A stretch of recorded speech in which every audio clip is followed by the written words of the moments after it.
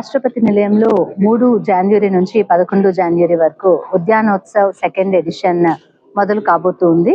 ఉద్యానోత్సవ్ అనేది ఒక floral festival మాత్రమే కాదు, environmental protection and environmental conservation, అలాగే agricultural and horticultural best practices కి సంబంధించిన స్టాల్స్ ఏర్పాటు చేయడం జరుగుతుంది.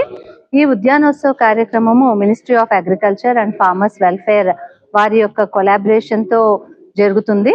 And last year Udyanotsav first edition చేసినప్పుడు కూడా చాలా మంచి స్పందన లభించింది.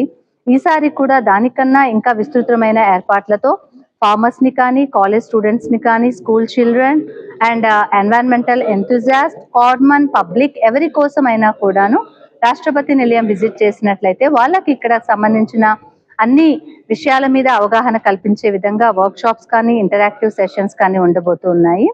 ఇది మాత్రమే కాదు, ప్రతిరోజు సాయంత్రము 4 గంటల నుంచి కల్చరల్ ప్రోగ్రామ్స్ కూడా ఉంటున్నాయి. Department of culture, government of Telangana వారి ఆధ్వర్యంతో తెలంగాణ సాంస్కృతిక శాఖ వారు కల్చరల్ ప్రోగ్రామ్స్ కూడా ఆర్గనైజ్ చేస్తున్నారు.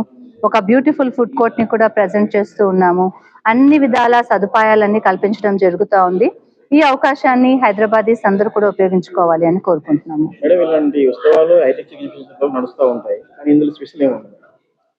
హైటెక్ సిటీలో జరిగే ఎగ్జిబిషన్స్ గురించి ఐ కెనాట్ కామెంట్, బట్ రాష్ట్రపతి నిలయం అనేది ప్రెసిడెంట్స్ ఆఫీస్.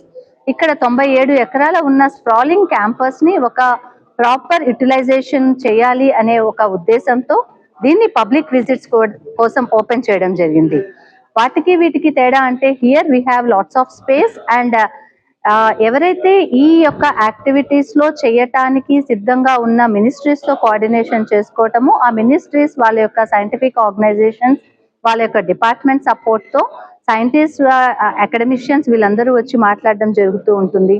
ఖచ్చితంగా సికింద్రాబాద్ లో ఇలాంటి ఒక కార్యక్రమాలు జరగడం చాలా తక్కువ కాబట్టి ఈ అవకాశం అందరికీ ఉపయోగపడుతుంది అనుకుంటున్నాను.